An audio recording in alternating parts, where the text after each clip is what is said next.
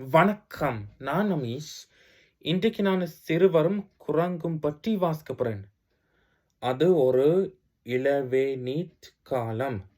பொங்கி பாயும் ஓராறு. அந்த ஆற்றங்கரையோரம் சிறுவர் விளையாடிக் கொண்டிருக்கின்றனர். மழைத்துளிகள் மெல்லச் சிந்துகின்றன. இளவேநீர் காலத்து மழைத்தூறல் சிறுவர்களுக்கு இன்பமாக இருக்கின்றது. ஆற்றை அடுத்துள்ள ஒரு புறத்தில் உழவர்கள் வயலில் வேலை செய்து கொண்டிருக்கின்றனர்.